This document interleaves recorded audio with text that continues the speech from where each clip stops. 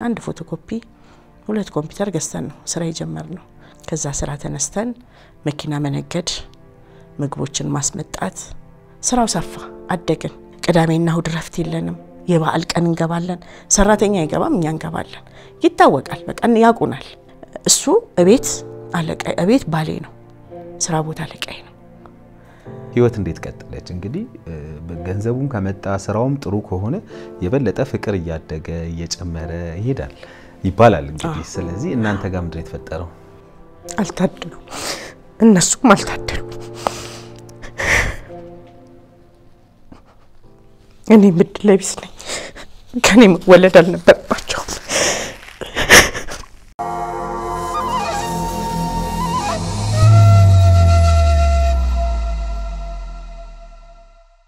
ሰላም ጤና ይስጥልን የተከበራችሁ የዮሃ ሚዲያ ቤተሰቦች እንደምን ሰንብታችኋል በዮሃ ሚዲያ የተለያዩ ቤተሰባዊ ማህበራዊ ያልተነኩና ያልተዳሰሱ ታሪኮችን ወደ እናንተ ወደ ተከበራችሁ ተመልካቾች እንደምናደርስ ይታወቃል ዛሬም ባንድ ታሪክ ተገናኝተናል ያኔ ገና በአፍላነት የእድሜ ጊዜያችን ላይ ነበረ ትውውቃችን ምናልባት 29 ዓመትም ሳይሞላው አይቀርም ትላለች የዛሬ ተረኛ ባለ ታሪካችን ግን በድንገት ከተጋባን ልጆችም ከወለድን በኋላ የተፈጠሩት ነገሮች ግን አሁን ለያዥ ለገናዥም አስቸግረዋል ትላለች በልጄ ላይ የወሰንኩት ውሳኔ እኔ ያመንኩበት ነው ያ ደግሞ ምናልባት ለዓለመግባባታችን መንስኤ ሆኗል ያለችን ነው የዛሬ ተረኛ ባለ ታሪካችን ምንድነው የሆነችው ምንድነው የተፈጠረው ሚለውን ሁሉንም ከራሷ አንደበት እንድትከታተሉት ጋብዛችኋለሁ በዮሃ ሚዲያ የሚቀርብ ታሪክ ካላችሁና እኛን ማግኘት ከፈለጋችሁ ደውሉ የመረጃ ክፍል ባለሙያዎች ሐሳባችሁን ተቀብለው ከኛ ጋር ያገናኟችኋል እኔ አለምሰገድ ታደሰ ነኝ መልካም ጊዜ በመዲናችን አዲስ አበባ ብዙዎችን ያስገረመ ያለ ባይነቱ ልዩ የሆነ አንድ ስፍራ ላስተዋውቃችሁ እጅግ ዘመናዊ የሆነ የኑሮ ዘይቤን የያዘ አስደናቂ የህንጻ ጥበብ የተገለጠበት በዓለማችን ላይ ያሉ ዕውቅ ድርጅቶች የተሳተፉበት ግዙፍ ፕሮጀክት መሃል ከተማ ላይ ከፍሬንድሺፕ ፓርክ አጠገብ ከሸራተን ሆቴል ፊት ለፊት እየተገነባ ነው አሚባራ ፕሮፐርቲስ ነን ከባለ 1 እስከ ባለ 4 መኝታ እንዲሁም ሌክዠሪየስ ፔንትሃውስ ቤቶችን በጥራት እየገነባን ነው ለበለጠ መረጃ በ0901 61 61 61 ወይም በ0969 36 ላይ ይደውሉ አሚባራ ፕሮፐርቲስ ይህ ላንተ ላንቺ ወይም ለርሶ የሚሆን ትክክለኛ መልእክት ነው ምን አይነት የስሜት ለውጦችን እያስተናገዳችሁ ነው የድብርት የጭንቀት ከሰው ጋር ያለ መግባባት ወይንስ ባለፈ ታሪኳችሁ ላይ ተከስቶ በነበረው ችግር ዛሬ እንደ አዲስ እያዘናችሁ ነው ልብ በሉ እያንዳንዱ የስሜት ለውጦች ይታከማሉ በስነልቦና ባለሙያዎች አማካኝነት ስለዚህ የሚፈጠርባችሁን ማንኛውንም አይነት የስነልቦና ችግር ለባለሙያዎች በማማከር መፍትሄ ማግኘት ይችላሉ በቅድመና ድህረ ጋብቻ ከሱስ ከወሲብ ጋር በተያያዙ ችግሮች በግል ጉዳይ በድብርት በጭንቀት ውስጥ ካላችሁ ሰዎች አይረዱኝም እኔም ሰዎችን መረዳት አልችልም ከሰዎች ጋር ዝም ላለ ጊዜ መቆየት አልችልም ባለፈው ህይወቴ ላይ በተከሰተው ችግር ዛሬም እንደ አዲስ እያሰብኩት እየተጎዳው እየታመምኩ ነው በትዳሬ በቤተሰብ ጉዳይም መግባባት አቅቶኛል ከልጆቼ ጋር በተለይ ልግባባ አልቻልኩኝም ለልጆቼ የባለሙያ እገዛ ያስፈልጋል እንትሉ ከሆነ በሀገር ውስጥም ከሀገር ውጭም ያላችሁ ኢትዮጵያውያን ልትደውሉልን ትችላላችሁ ባለሙያዎቻችንን እዚህ በአካል በመገኘት አሊያም በኦንላይን መጠቀም ትችላላችሁ በ0928 444 222 ላይ ደውሉልን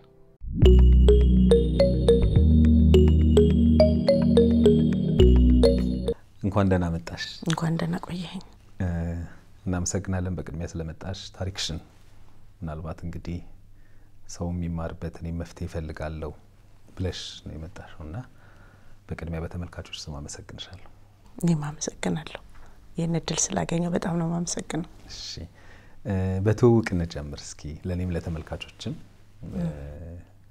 ራስሽን አስተዋውቂልን እሺ እኔ ሃይማኖት አየለ እባላለሁ ድሬዳዋ ነው ያደኩት የተወለድኩት አዲስ አበባ ነው ሾላ አካባቢ ሰሜን መዘጋጃ ማለት ነው እና በልጅነቴ ነው ድሬዳዋ የገባሁት ያው ብዙ እድሜን እዛ ነው የኖርኩት የሶስት ልጆች እናት ነኝ ትልቁ ልጄን ለማስተማር ከ4 አመት በፊት አዲስ አበባ ገባው ጠቅልዬ እንግዲህ እስካሁን አለው እሺ እንግዲህ ያው ዛሬ በርግጥ ይዘሽልን የመጣሽው የቤተሰብ ጉዳይ ነውና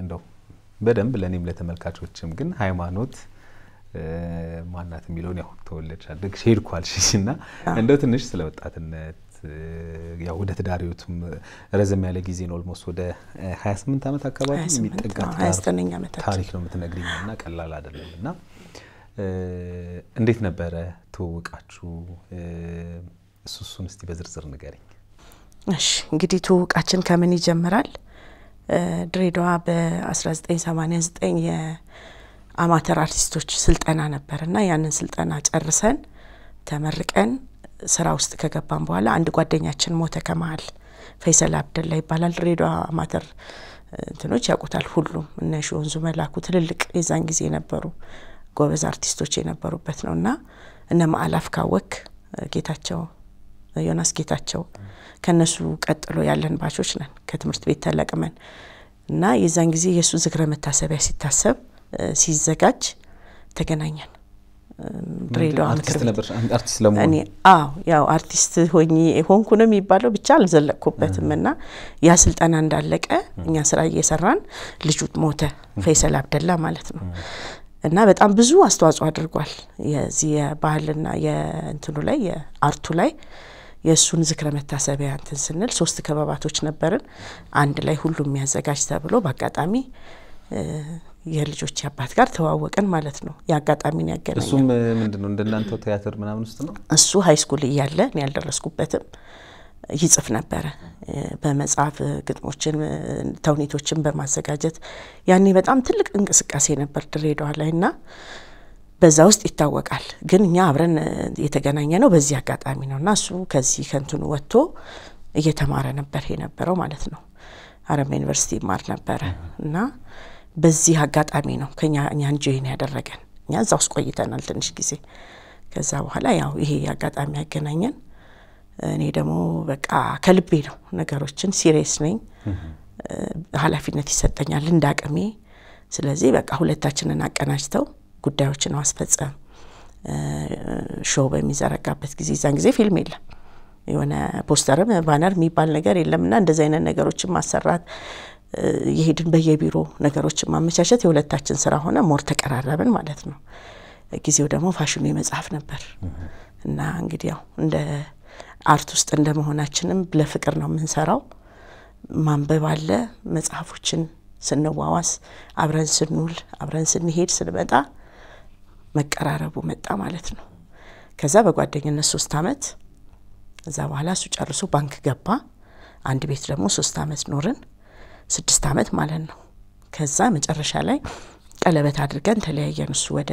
ካምፓስ ገባ ለማሻሻል ገባ አዲስ አበባ ዩኒቨርሲቲ ማለት ነው ሬጉላር ገባ ከ3 አመት የባንክ ስራ በኋላ ይሁሉ ሆኖ ድሬዳዋ ነው ሆነው ከዛ እንግዲህ ኦልሞስት 9 አመት ማለት ነው ይቀድምሻል አይደል ሲኒየር ነው ብለሽ ይቀድመኛል እሱ ካምፓስ ነው ያለው እኔ ትምርት አቋርጫለሁ ድሬዳዋ ስመጣ ዘመድ ጋር ነው የመጣሁት ያው ቲያትሩን ምናምን ትምርት ተተሽ ነው መሀል ላይ ትምርት አቋርጫለሁ እኔ ከዛ በኋላ ወደዚህ ነገር ገብቼ የሚቀጥለው አመት መዘገባለሁ ጀምራለሁ ያልኩኝ ያው ዘመድ ጋር ነበርኩ የኔም የልጅነት እንትን ያው ራሱን የቻለ ትልቅ እንትን አለው ሰፊ ነውና የዛን ሰዓት በዛ አጋጣሚው ነው እንግዲህ እንዴት ተገናኛችሁ ስላልከኝ ነው ወደሱ ሄድኩት ከዛ በኋላ ግን ምንድነው የሆነው ያንን ቶታሊ እንድትሆነ ያደረገኝ በቃ ቲያትር ዳቦ አይሆንም ትምርትሽ መማር አለብሽ ባክግራውንዴም ጥሩ ነው ያለኝ የትምርት እንትንም እንዳውም ከሳይንስ ወደ ኮሜርስ እንድገባ አድርጎኝ እንደ ታላቅ ወንድም እንደ አባትም እንደ ኩያም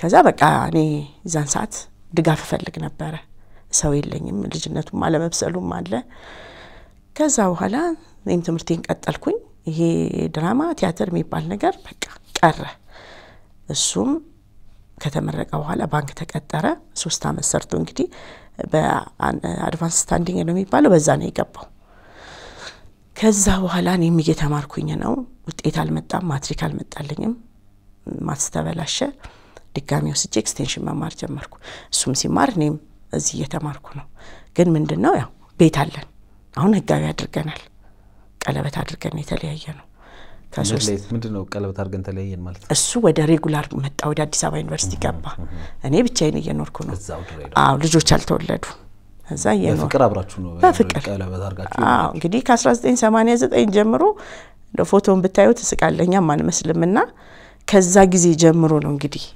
ነገሮች እንትን ያሉት ከዛ እሱ ተመርቆ መጣ ያው የፋሚሊ ችግር ነበረ ማዘርም ታመሙ የሳቸው በነገራችን ላይ የሱም ቤተሰቦች ነው ቤተሰብ አድርጌ ኖርኩት እኔ አክስቴ ነበረች ባንክ የምትሰራ እሷም ከዳረችኝ በኋላ ተመለሰች ወደ አዲስ አበባ ከዛ በኋላ እንግዲህ እሳቸው ታመሙ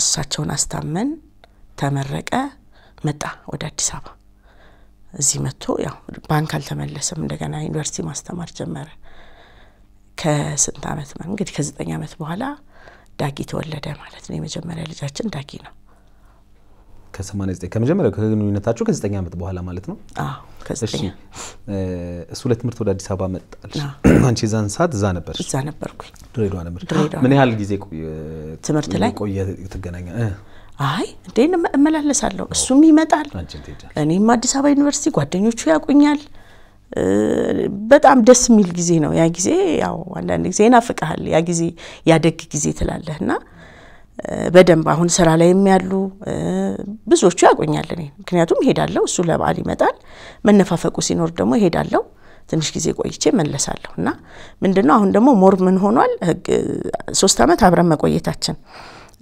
ህጋዊ መሆናችን ይሄ ራሱ በቃ እንትን ያለመጣ በዚህ ሁሉ ሁኔታ ውስጥ ግን እንታወቃለን ድሬዳዋ ገንደቆሬ ሰፈራችን ያደግንበት ሁሉም ቦታ እንደገና እሱ ሂሳብ ስራ ይሰራ ነበር ክረምት ላይ ሲመጣ የብዙ ድርጅቶችን በጣም ጎበዝ ነው ያው ልጁም ከአባቱ ነው የወሰደው ጂኒየስነቱን እንግዲህ መልካም ነገር ምን ነገር ስላለበት የብዙ ድርጅቶችን ሂሳብ ይሰራል እኔም ከስር እየሄድኩኝ አብሬው ስራዎችን አግዘዋለሁ በማኑዋል የሚሰሩትን ስራዎች አግዘዋለሁና በዚህ ሁኔታ ውስጥ ሆነ ተመርቆ ሲመጣ ቀጥታ ወደ ሀረማያ ነው የገባው ሀረማያ ሲያስተምር አንድ ቀን ሄድኩት ብርድ ስለሆነ አልወደውም እኔ በቃ ብርድ አዲስ አበባን የምጠላው በዛ ነውና እዛ ቆየ ዳጊ ተወለደ አሁን ስራው እየሰፋ መጣ የሱ ስራ እየሰፋ መጣ እኛም ወደ ግል ቢዝነስ ሴንተር ከፍተን ወደ ግል ስራ ገባሁኝ እኔ እያልን አንድ ፎቶኮፒ 2 ኮምፒውተር ገዝተን ነው ስራ የጀመርነው ከዛ በኋላ እሱ ያው ድርጅቶች ስላሉ ብዙ ሰውም ስለሌለ እሱ ነው የሚሰራው እና በዚህ ጥንካሬ ውስጥ ሆነን እኛ የራሳችንን ስራ ያሳደግን መጣን ከዛ ስራ ተነስተን መኪና መነገድ ምግቦችን ማስመጣት ስራው ሰፋ አደግን አዲስ አበባ ነው በአብዛኛው የሚሰራው እሱ አዲስ አበባ ነው የሚመላለሰው እንግዲህ እዚህ ደረጃ ደርሰን ነው በየመሃሉ ችግሮች የተፈጠሩት ማለት ነው ልጅነትሽ ላይ ማለት ከቤተሰብ ጋር አለማደግ እንደዚህ አይነት ነገሮች ነበሩ አይተናል ምንድነው የተፈጠረው እሱ ልትነግሪኝ ትችያለሽ እንግዲህ እሱ እኔ በቃ ራሴን የረዳሁት ባንክ ከምትሰራው አዘመዴ በስተቀር በ14 አመቴ ነው ከናቴም የተለየሁት ጀራ አባት ነበር እሱ በጣም ሰፊ ነው እና እናቴን ተለይቼ ወደ ድሬዳዋ ስመጣ ያኔ የነበረው ከባድ ነገር ነውና ቶሎ ወደ ትምህርት ያልገባሁት ምናምን ያው ለኔ ኃላፊነት ወስዶ እኔ መማር ነው መፈልገው ለኔ ኃላፊነት ወስዶ እኔ ረዳኝ ሰው የለም እና እናትና አባት አላሳደጉኝም በከባድ ችግር ውስጥ ነው ያለፍኩትና ግን ምንድነው ሁሉ ጊዜ ራሴን ማሳደግ ራሴን የተሻለ ቦታ ማግኘት ፈልጋለሁ በዚህ አጋጣሚ ነው እንግዲህ እንደሱ አይነት ሰው ሳገኝ ወደዛም ወደዚህም ሳልል የገባሁበት ማለት ነው እና የነበረንም ነገር መልካም ነበር እንግዲህ የመጀመሪያ ልጃችሁን ከወለዳችሁ በኋላ የነበረው ነገር በጣም ጥሩ ነበር ነው ያልሽኝ ስራዎች በስራም በምንም ማደጉ መጣ በነገራችን ላይ የመጀመሪያ ልጃችሁ ነው አይደለ በጣም አንድ ትልቅ ፕሮግራም አለ እንግዲህ አስትሮኖሚ ላይ ትኩረቱን የሚያደርግ ዶክተር ሮዳስ እሱ ላይ እንግዳ ነበር ቪዲዮዎችን ያየው ነበር እንግዳ ሆኖ ቀርበባቸው አንዳንድ ሰርቲፊኬቶችንም ያየው ነበር አንቺም ይያልሽ ነው እንግዲህ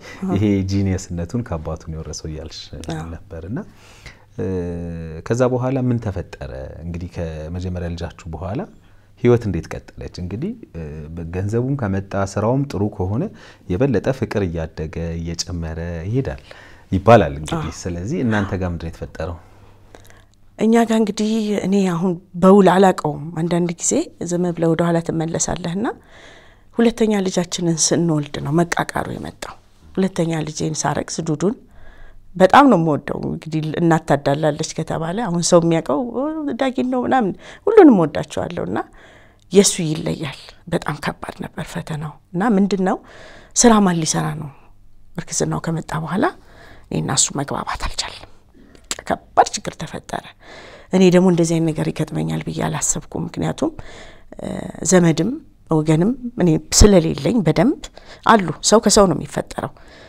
ግን አብሮ ያላደገ አብሮ ያልተለማመደ ዘመድ አይባልም እና ፈልጋለሁ ልጆች ብዙ እንዲኖሩኝ ፈልጋለሁ ምክንያቱም እየሰራው ነው እኔ ፓርቲሲፔት ያረኩ ነውና እሱ ደግሞ በጣም ሲሪየስ ነው በትምህርት ጉዳይ ሲሪየስ ነው በስራ ጉዳይ ሲሪየስ ነው ቅዳሜና እሁድ ረፍት የለንም የበዓል ቀን እንገባለን ሰራተኛ አይገባም እኛ እንገባለን ይታወቃል በቃ ያቁናል በጥንካሬያችን በትዳር በቃ የመጣንበትን ማመጣጥ ስለሚያቅ ሰው እኛ ምሳሌ ምን ሆነን በዛን ሰዓት ማለት ነው ከዛ ሁለተኛው ላይ ነው በቃ ጥሩ ነገር አልነበረም 3 ወር ተቆራረፍን እኔ ልጅ አልፈልግም ፕሮግራም አይደለም እንዲያርጊ አላለኝ እውነት ለመናገር ግን አልፈልግም አለ ያ ደግሞ ለኔ በጣም ከባድ ፈተና ነበር እና በቃ 9 ወር እንዳለቀስኩ ያው ከ3 ወር በኋላ የገፋ ሲመጣ እኔ ባቋሚ ስጸና ሰዎችም ጣልቃ እየገቡ ነበር የሰሙ ሰዎች እንለምነውና እናግረው ሲሉ ምንም እንዳትለምኑት እኔ ለፍቼ የምኖርበት ህይወት ነው ልጅ መውለድ መብቴ ነው ስለዚህ በዚህ አይነት መልኩ ሞራል የተነክቷል ማንንም እንዲያናገርልኝ አልፈልግም ብዬ ቀጠለ ህይወት ልጁ ከተወለደ በኋላ እንግዲህ የበለጠ ደግሞ እሱ ሊወደው ነው እኮ ልጁም በጣም አክቲቭ ነው ዳጊ ደግሞ ወደ ኋላ ቀረት ያለ ልጅ ነበር በንግግርም በትምህርትም ወደ ኋላ ቀርቶ ነበርና ያን ጊዜ ነው በቃኛ ቤት ቅሬታ የገባው ያኔ ነው እስከዛ ጊዜ ድረስ በምንም ነገር ክፉም ደግም ከባድ ነገር ተነጋግረንም ለጸብ የሚያበቃ ነገር አድርሶና ያቀም እዛ በኋላ ያለ እንግዲህ የሌላው ቤት ይታያል ውድድር መጣ የነከሌ ሚስቶች እንደዚህ ናቸው አንቺ በነጻነት አንቺ ሁሉ ነገር አዘሽ ነው አንቺ እንደዚህ መባል መጣ እነዚህ የሚያሻክሩ ቋንቋዎች መጡ ግን ዞሮ እኔ ኑሮ ነው ህይወት ነው ይዟለሁኝ ከዛ በኋላ ይሄ አዲስ አበባ መመላለሱ ምናምን ብዙ ክፍተት አመጣ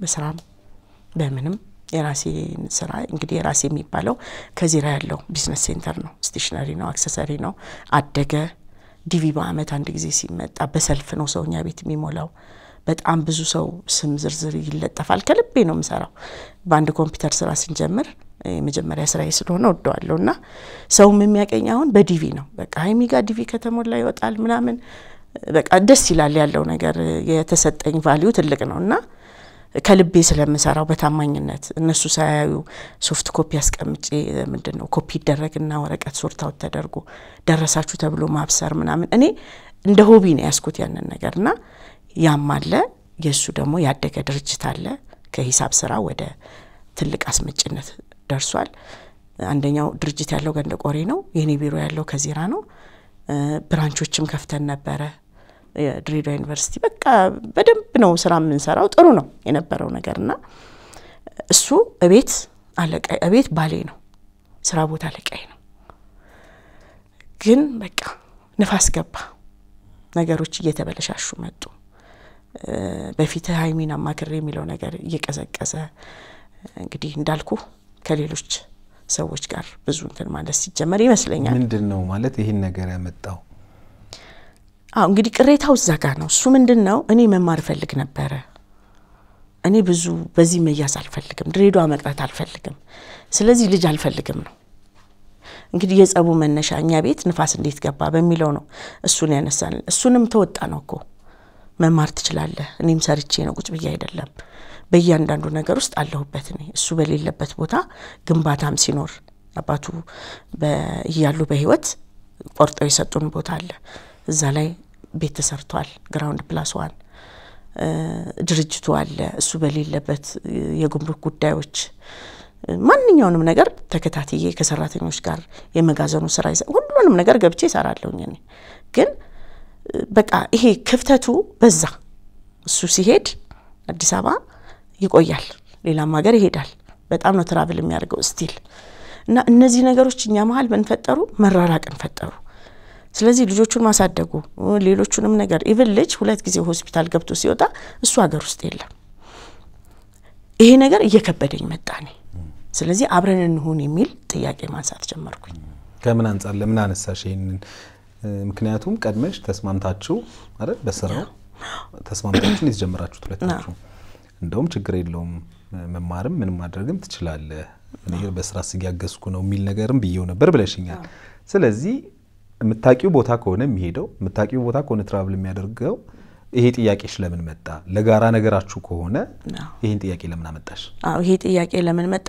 የተለያዩ ነገሮች ነበሩ አሁን እዚህ ጋር መነካካት ማልፈልጋቸው ታሪኮች አሉ መሃል ላይ ማለት ነው እና እነዛ ነገሮች አያግባቡን ሽማግሌ ሰበስባለሁ ለጊዜው መፍትሄ ይሰጣዋል ተመልሶ ያው ነው ስለዚህ አሁን አብረን መሆን አለብን ክፍተቱ አደጋ ያመጣ ነው የሚታይ ነገር እንትን ይያለ ነውና በዚህ መሐከል እኔ ተረጋግጬ ስራዬ መስራት አልቻልኩም ምክንያቱም የልጅነት ትዳሬ ነው የልጅነት ባሌ ነው ማጣት አልፈለኩም ስለዚህ በዚህ መሐከል ከባድ ረብሻ ነበር ክፍተቱ የፈጠረው ነገር እና ያንን ያንን ያስጣልኩ ነው የሚመስለኝ ግን ምን ሆነ ጭቅጭቁና ንትርኩ በጣም ስለዚህ እሱ እየራቀ መጣ ቤቱን እየጠላው መጣ ያ ነው እንግዲህ ዲቴል ከገባሁኝ በጣም ብዙ ነገር አለና ጊዜውም አይደለም ሌሎች ነገሮችም ተደማምረው ለምሳሌ አሁን እኔ አብሬ ለፍቼ ነው ያቆምኩት የኔም ድካም አብሮ አለ ብያለሁ እና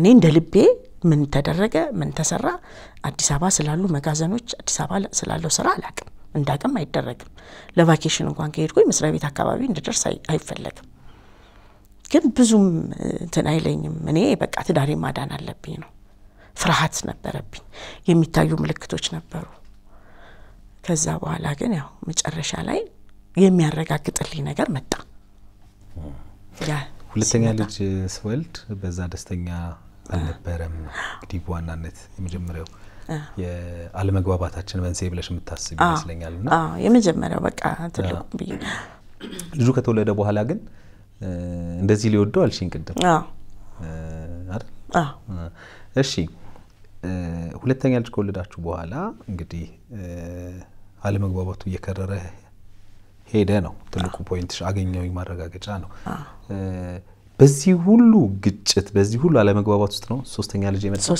መጣ ሶስተኛው ልጅ ሲመጣ እኔ መውለድ ፈልጋለሁ አልኩኝ አልተቃወመኝም ምክንያቱም አሁን ተረጋግቷል የሚፈልገው ነገር አግኝቷል በገንዘብ ማስተማማኝ የሆነ ነገር ላይ ደርሷል እንደዛን ጊዜው ነው ቢሮ ግቢ ለምን አረፈድሽ ሰራተኛ እንዴት ይቀድብሻል እቁብ አለ የባንክ ብድር አለ ስትረሱ እየቀነሰ መጣ እኔ ላይ የሚፈጥረው ጫና ቀነሰ አሁን እኔን በዚህ በእንትኑ መወጠር ትቷል ስለዚህ እንደው ሴት ልጅ ባገኝ ሁለቱም ወንዶች ስለሆኑ ሴት ልጅ ባገኝ በየሰል አልተቃወመም ወለድኩኝ እንደውም ሶስተኛው ልጅ ላይ እንትኑ አለ ይሄ ችግሩ አለ ግን እኔ ለማረጋጋት እኔ እንደው በቃ አርፌ ቁጭ እንድል ከቤትም እንዳልወጣ ይመስለኛል ተፈቀደልኝ ወለድኩኝ ሴት አይደለም ወንድ ነው የመጣው ሶስተኛውና ግን በቃ እሱ ምድለኛ አይደለም ከርግዝናው ጀምሮ ከባድ ረብሻ ነበር እና የኔ ጥያቄ ምንድነው እንደ ልፋቴ አይደለሁም እንደምፈልገው አይደለም ለምሳሌ የነበርችን ቤት ተሸጠ የሚባለው 3 ክፍል ቤት ነው 2 መኝታ 1 ሳሎን ነው ትንንሽ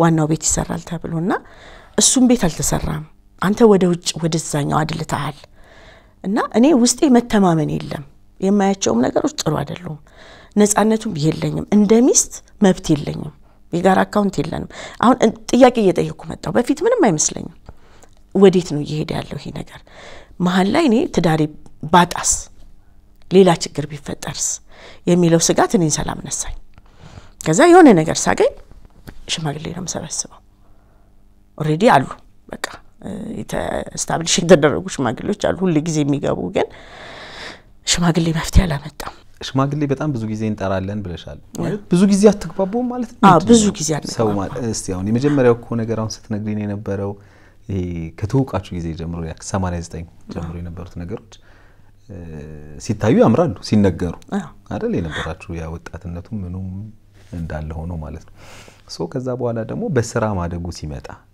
የተሻለ ኑሮ መኖርን ስታገኙ ደግሞ አለመግባባቱ ከየት መጣ ክፍተቱ እማገኛቸው ነገሮች ምን አገኘሽ? ያው እንግዲህ ዓለም እኔ አልፈለኩትም ወደዚህ መምጣት አልፈልግም ከፍቹ በፊት የነበረው ነገር እንዳለ ድፍን ብሎ ግን እኔ ከበደኝ ከፍቹ በኋላ ያለው ነገር ከበደኝ አሁን የትኛው ህይወት እንደሚናፍቀኝ ታውቃለህ ያኔ በሽማግሌ እየተጨቃጨቀን ምን ኖረው አይ ኖ ሶሪ እና ለዛ ነው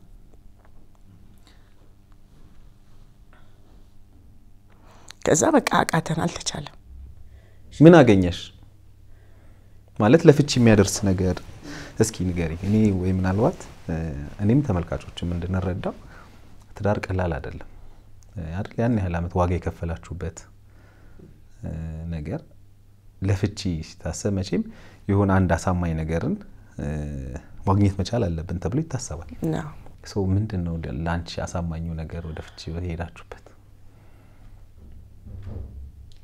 አው ያንን ፓርት መንካት አልፈልግም ማለት በቃ አልቻልንም አብረን መቀጠል አልቻልንም ስለዚህ ያው እሱ ምንድነው ያለኝ መጨረሻ ላይ ከዛው ለጦርነት በኋላ አዲስ አበባ እንግባ አልኩኝ እኔ ያው አልወድም አዲስ አበባ መምጣት ቃል ገዛ እንኳን ስመጣ ጨረታ አሸንፈን ማታ በመጣሁበት ሚኒባስ ነው ተመልሼ የማወጣው እና በቃ አሁን መግባት አለብን አልኩ ለምንድነው አዲስ አበባ ምን ገባው አለ እስከመቼ ነው የርቀት ትዳር የሚሆነው ስትማር ተራርቀን ነው ስራ ሲሰራ ተራርቀን ነው አሁን ደግሞ እነዚህ አደጋዎች አሉ ስለዚህ እኔ በትዳሪ ላይ አልተማመንም ልጆቻችን ደግሞ ሁለታችንን ይፈልጋሉ የኢኮኖሚም ችግር የለብንም ስራውንም ወደዚህ አምጥተ በደንብ መስራት አለብን የሚለውን በፍጹም አይቻልም ይሄን አታስቢው አለ ይሄ ከተመቸሽ ኑሪ ይሄ ካልተመቸሽ ደግሞ ይፈልግሽውን እርምጃ ወሰጃለ እና እኔ ማልኖረው እዛም ማትገቡት እዚህ ማልኖረው ሳስበው ይሄ ትዳር አይመጣነኝም በቃ እዛጋ ጨረስኩኝ እኔ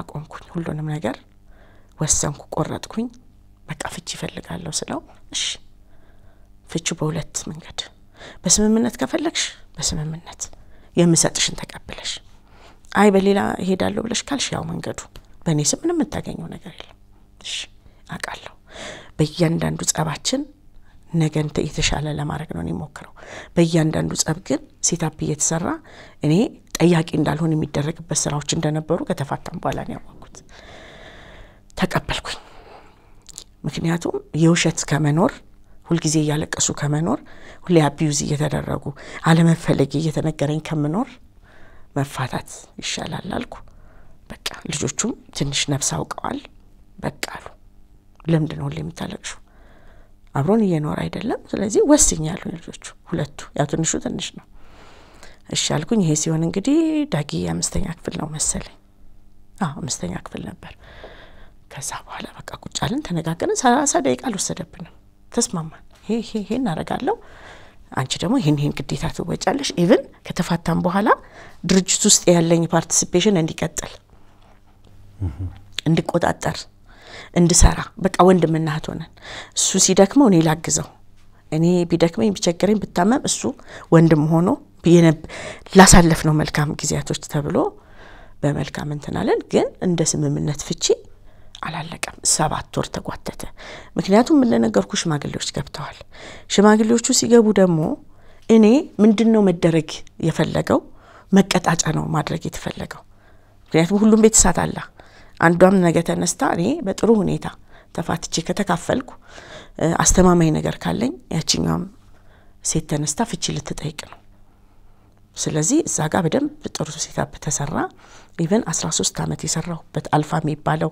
ከዚራ ውስጥ የሚታወቀው ኮምፒውተር ቤት በኔ ነው የታወቀው 13 አመት ሰርቻለሁ በዛ ቤት ነው ብዙ ነገር እንትን የተባለውና እሱ ኢሚዲየትሊ ከጄ እንዲወጣ ነው የተደረገው ሰዎቹ እንዲቀበሉኝ ነው የተደረገው ከዛ ሲቀጥል ሌሎች ነገሮችና እኔ መገላገሌን ነው ማስበው እንጂ ሌላ ነገር ውስጥ እነዚህ ነገሮች ተመልሼ ወደኋላ ትልል አልፈለኩም በኋላ እንግዲህ አሁን የመጨረሻው የፍቻችሁ ምክንያት ለምትለው በኋላ ላይ መጣልሃለው ራሱ ቦታው ላይ የሚነሳበት እንትን ስላለ ነው አሁን በቃ ሰላም ብዬ ወሰንኩት ውሳኔ ነው ግን ሰላም አልነበረም ከዛ በኋላ እንዳውም የሚከብደው ከፍቺው በኋላ ያለው ጊዜ በጣም ይከብዳል ከዛ በኋላ ምን መጣ ያገር ውስጥ ገቢ ገንዘብ ብዙ መጣ በኔ ነበር ንግድ ፍቃዱ የስምምነት ፍቹ ላይ በሱን የሚመለከት ነገር በሙሉ እንደሚከፍል ተስማምተን ነበር። እዳው ግን ወደኔ መጣ። ከዛ ምንድነው በቃ በጣም የሚገርመው ነገር ይሄ ነው ድርሻሽ ሲባል እሺ ነው ያልኩት።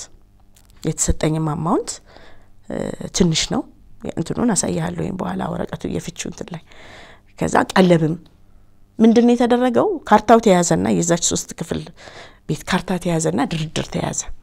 እሱ ያሰበው አይመስለኝም እና ተበደርበት ነው የተባለው። ድርሻው የኔ ሆኖ ትዳር እየፈረሰ የልጆቼን አባት እያጣሁ አንድ ሴት ትዳሯ ሲፈርስ ምን አይነት ነገር ውስጥ እንደምትገባ የተፋታ ነው የሚያቀው። ሴቷን አትምትጎዳው በስነ ልቦናና ለምንድነው ካርታውን የምሰጠው? አብረን እኮ አይደለንም። ማን ነው ሪስክ የሚወስድልኝ? ካርታውን ስጪና እሱ ይበደርበት። እሱ እኮ ሲሰራ ነው ለእናንተ ቀለብ እንትን የሚለው። በቃ ይሄ ነው ከባዱን ጊዜ ወሰደው እሱ ነው። የስምምነት ፍቺ የመጀመሪያ ቀን ትሄዳለህ ፍርድ ቤት፣ የማሰላሰያ ጊዜ ይሰጣል። ሁለተኛው ቀን ላይ እንትን ይላል። ምክንያቱም ክርክር የለውም። እኛ 7 ወር ነው ወሰደብን እና ከዛ በኋላም እንዳልቆም ነው የተፈለገው። አንድ ሰው አይደለም የብዙ ሰው እጅ አለበት እዛ ውስጥ እና ያ ትግል ራሱን የቻለ ትግል ነው። ከዛ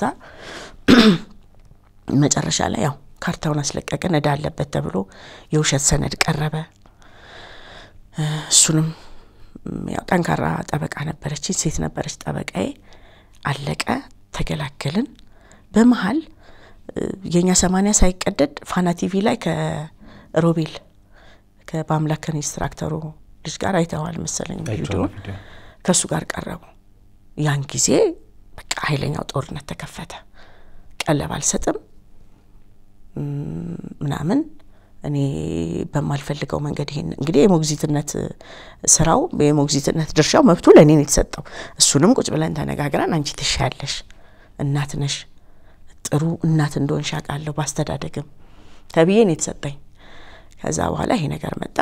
የመጀመሪያው ፍርድ ቤት ግን አንተን እኮ የኛ 80 አልተቀደደም። ፍርድ ቤት ቀረብኩኝ።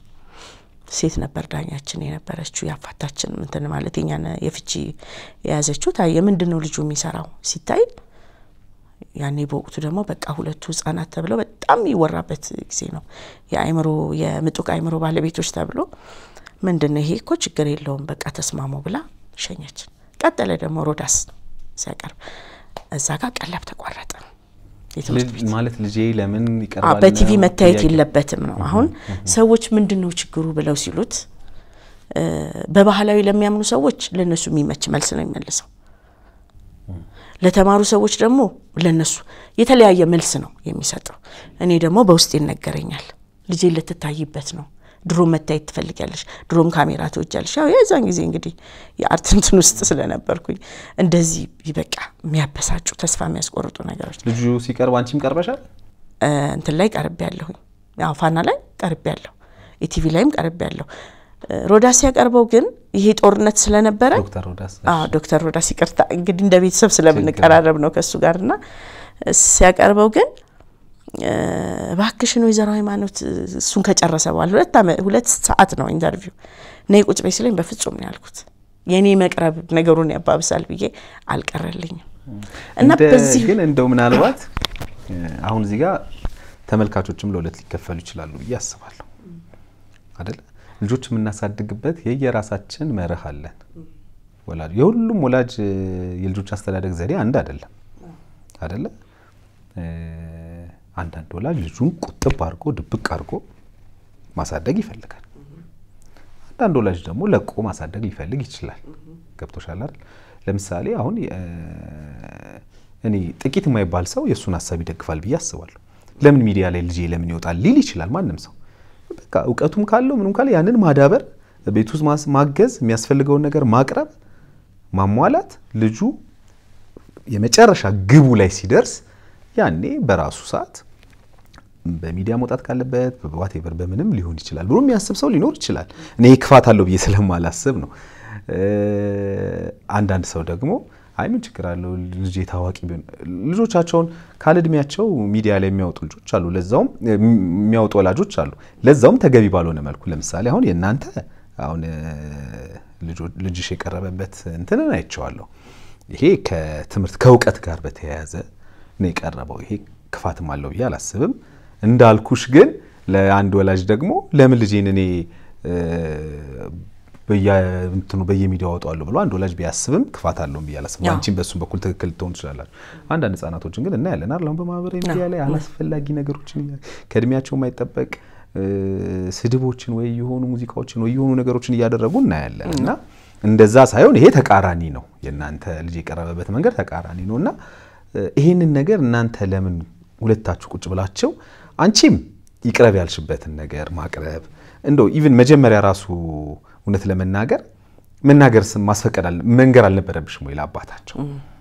ይሄን ብትመልሽልኝ ደስ ይለኛል። ነበረብኝ። ትክክል ልክ ነህ። ግን እኛ በከባድ ጦርነት ውስጥ ነን ያለነው። ከፍቹ ጋር ተያይዞ የመጣው ጥቃት ቀላል አይደለም እና እዛ ነገር ውስጥ ነው ያለውትና እሱ እኔን አንደኛ ይሄ ትዳር አይመጥነኝም ነው የተባልኩት። እኔ ደግሞ ለልጆቼ መመጥን እናት ነኝ። ስለዚህ ልጄን ሞቲቬት ከማድረግ ከተመሳሳዩ ከኩዮቹ ጋር ከማቀራረብና ልጁ የበለጠ የተሻለ ነገር እንዲያገኝ ከማድረግ አንፃር ነው ይሄን ያካሄድ።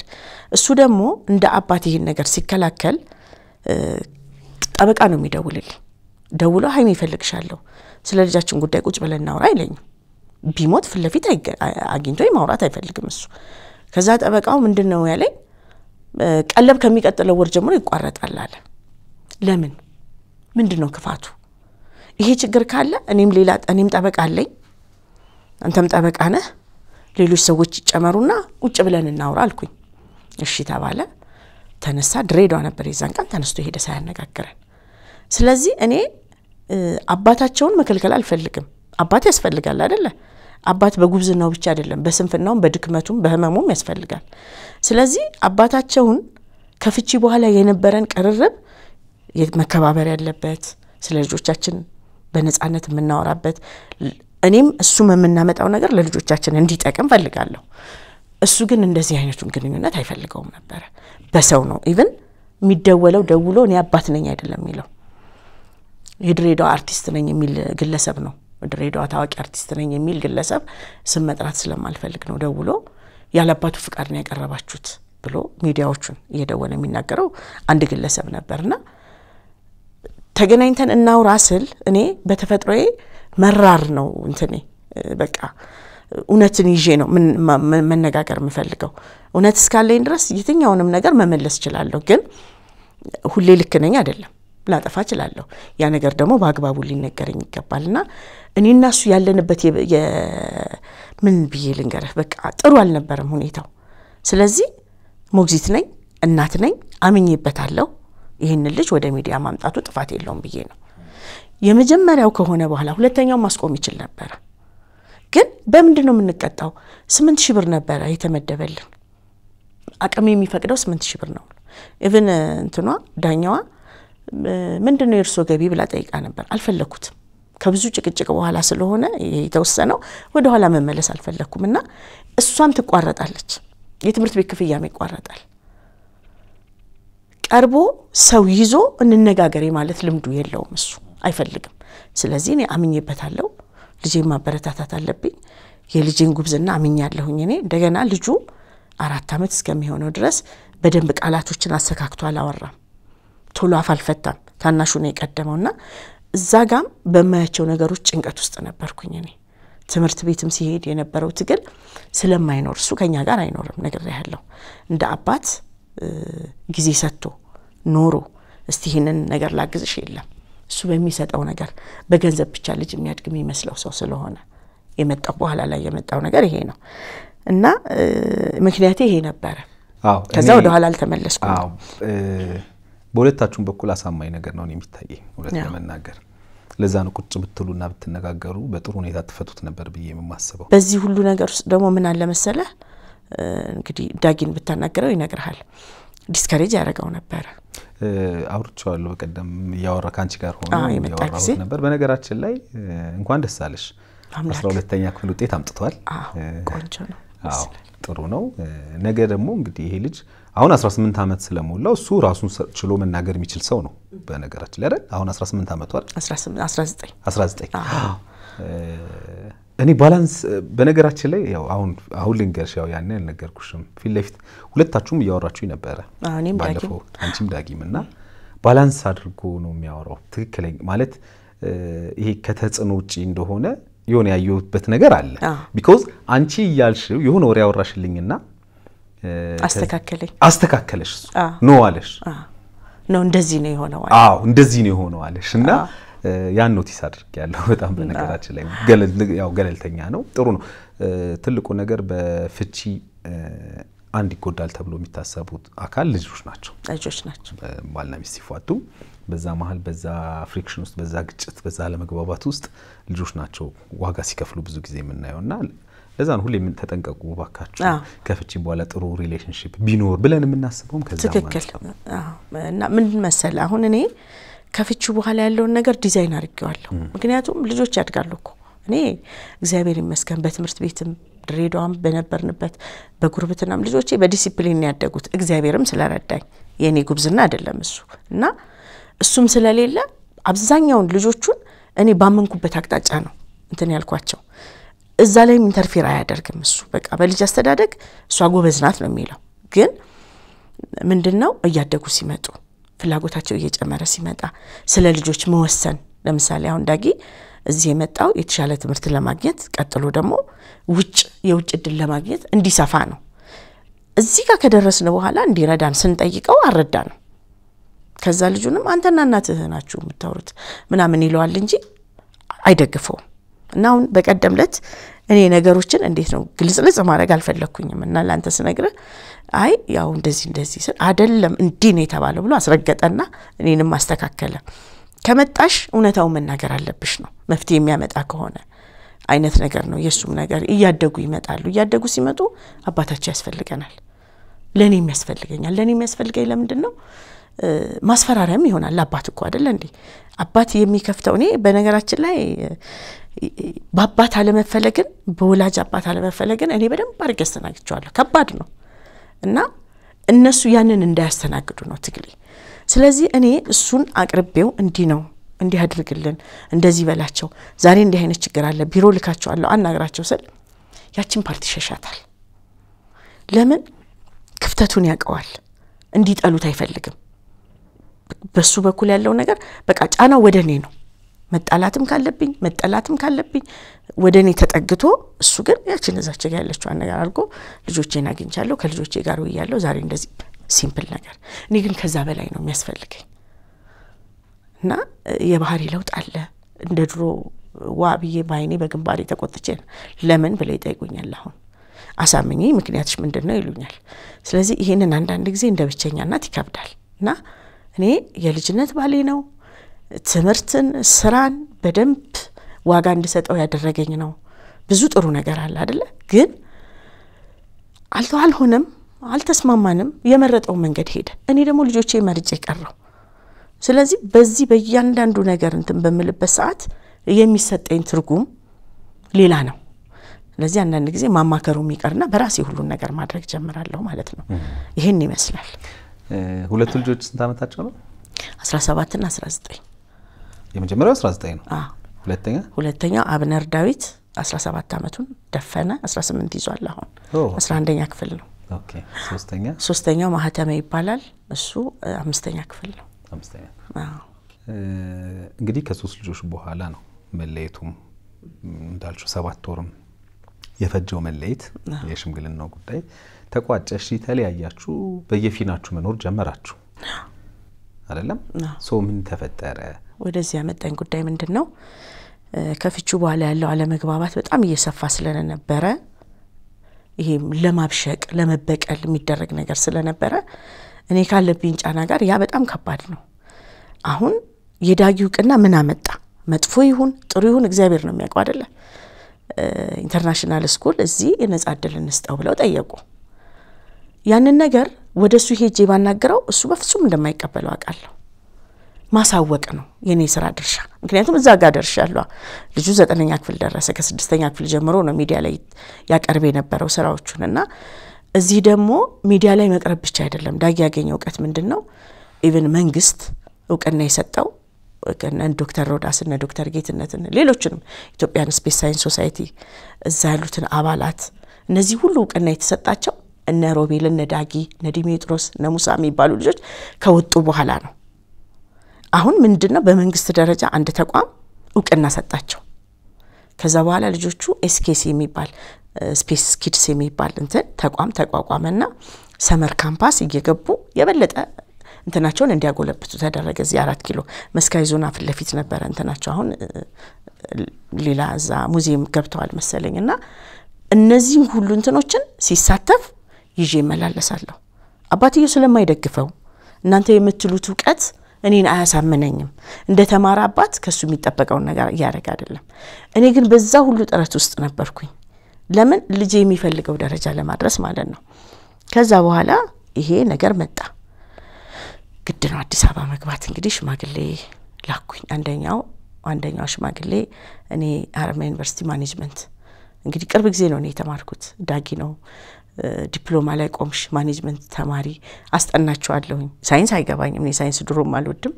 እድሜ ለአባታቸው ኮሜርስ እንድገባ ነው ያደረገኝና ተማሪ አለኝ። በቃ እየተመዘገብኩ ስቶ በኋላ በደንብ ያስኩትና እንግዲህ ካስተማሪዎች ጋር ጥሩ ግንኙነት ነበረኝ። የኔ ሞራል ይገርማቸዋል። የግል ስራ አለኝ። መኪና ይዤ ነው ክላስ መሄደው። ለምንድን ነው የምትማረው ብለው የሚጠይቁ ተማሪዎችም ነው። እኛ ደሞዝ ለማሻሻል ነውና በዛ ውስጥ የነበሩ የምትዋወቃቸው አንዱም ለዳጊ እንደዚህ ድፍረት እንደዚህ ወጥቶ ሚዲያ ላይ እንትን ለማለት እሷ አስተዋጽኦ አድርጋለች። ክርስቲያን ፈለቀ ትባላለች። አስተማሪ ነበረችና እሷ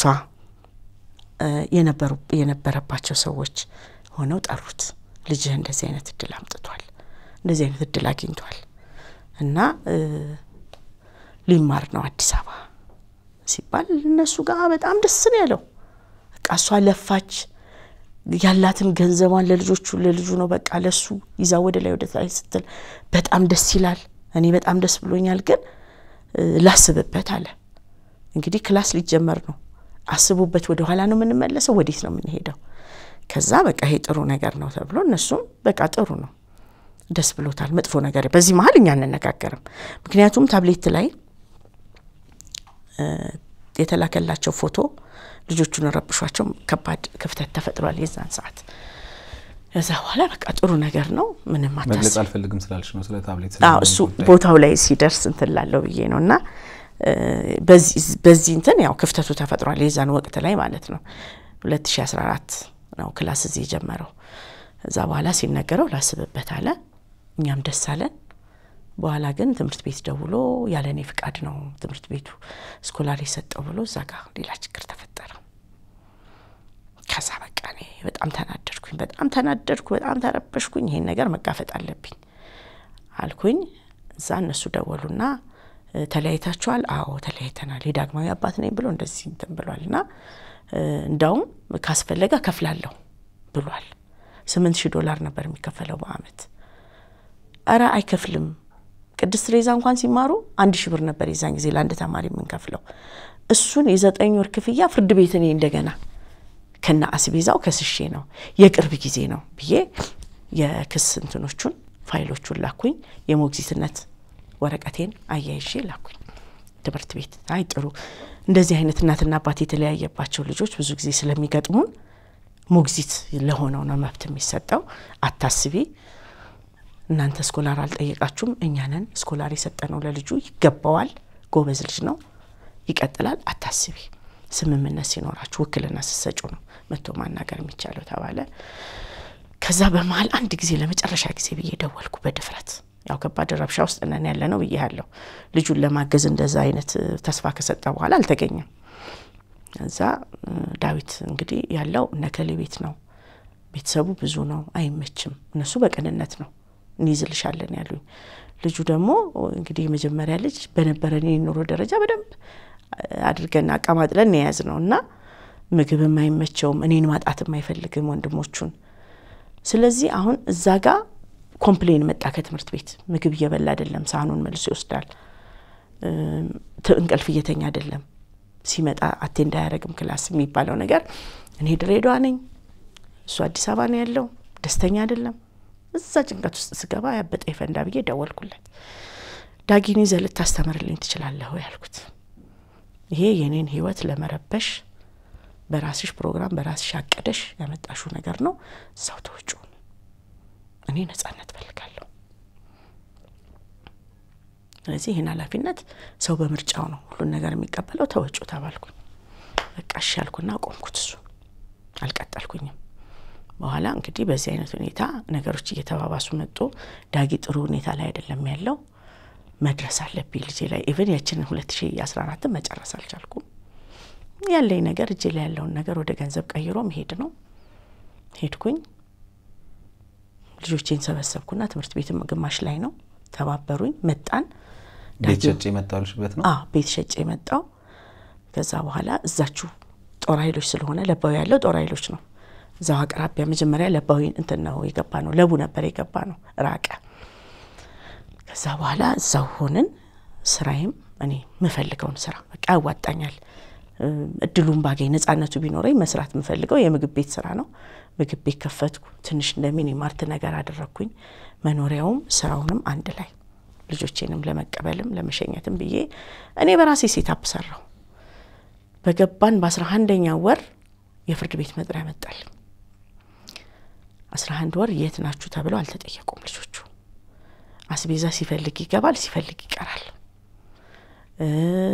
እንደገባን ደግሞ ትንሹ ልጅ ማህተመ ያው ልጅ አይደለ ይፈልጋል አባቱን ይፈልጋል ማግኘትና ደውሎ አዲስ አበባ ገብተናል ምናም ብሎ ነግሮታል። ምንም አይነት አክሽን አላረገም። ቀጥታ በመንደነ የመጣው በመጥሪያ ነው የመጣል። በቃ ያ ደግሞ ከባዱ ጊዜ ነው። አንድ ብሎ ጀመረ ችግር ማለት ነው። እና መጥሪያው ምንድነው የሚለው ለእናትነት ብቁ አይደለችም። መጠጥ ቤት ከፍታ በቃ ይሄ ስራዬን የሚያንቋሽሽ እኔ ለልጆች ኃላፊነት የማልወስድ ያልተገባው እናት እንደሆንኩኝ ሌላ ነገር ፈልጌ እንደዚህ አይነት ነገር ውስጥ እንደገባው ነው የሚገልጸው። ስለዚህ ባስቸኳይ የሞግዚትነት ስልጣኑ ይነሳና ለኔ ይሰጠኝ ነው የሚለው። ቃታማምኩኝ የዛን ሰዓት ማታ ደግፈው ነው ወደ ቤት ይወሰዱኝ። ሆስፒታል ሲሄድ እኔ ደም ግፊት አላቅም ኮቪድ ይዞኝ ነበር አንድ ጊዜ ከባድ ላይ ደርሼ ነው ተመለስኩት። ግን የዛን ጊዜ እንኳን እንትን ነው ጊዜያዊ ነው ሆነው። ከዛ በቃ ማውረድ አይደለም ደም መድኃኒት ነው ማዘዝ ያለብኝ ሪስክ አንወስድም ተብሎ መድኃኒት ታዘዘልኝ። የዛን ጊዜ ጀመርኩኝ ነው የደም ግፊት መድኃኒት ማለት ነው። ከዛ በኋላ እንግዲህ ፍርድ ቤት መመላለሱ እኔ ፍርድ ቤት አልወድም ያቃል። በስራ ማጋጣሚ ችግር ሲፈጠር ድርጅቱ ሲከሰስ ውክልና ስለነበረኝ አብረን ይያለን በትዳር ላይ ፍርድ ቤት ላይ ነው የሚቀርበው እና አልወድም ፍርድ ቤት ሲባል ልቤን ነው የሚያመኝ። ኛም ፓርቲ ያቀዋልና ምን አለበት ሽማግሌ ቢልክ እናታቸው ነኝ እኔ ብሞትስ ብታመምስ እኔ እኮ እናታቸው ነኝ። ለሱም ደግሞ የደህነት የልጅነት ጊዜ ጓደኛው ሚስቱ ነኝ። እናት አባት እህት ቤተሰብ አርጌ እናት አባት ጦሬ አስታምሜ የቀበርኩ ነኝ። እነሱ መርቀውኛል እናትና አባትና ለምን በዚህ ደረጃ ይከፋብኛል? ፍርድ ቤት እንደማልወድ ያቃል። ልጆቼን ነው የከፈልኩትን ዋጋ ያቃል። ሊነጥቀኝ ነው የፈለገው። ሲነጥቀኝ አልቆመም።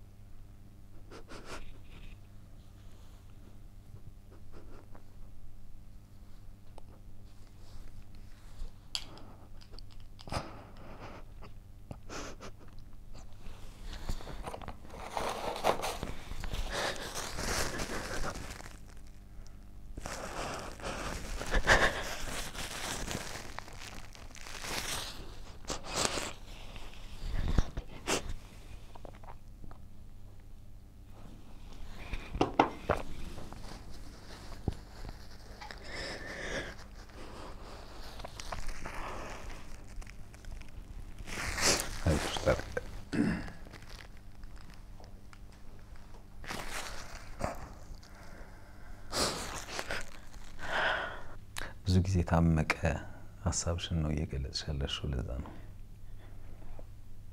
አልታደሉ እነሱም አልታደሉ።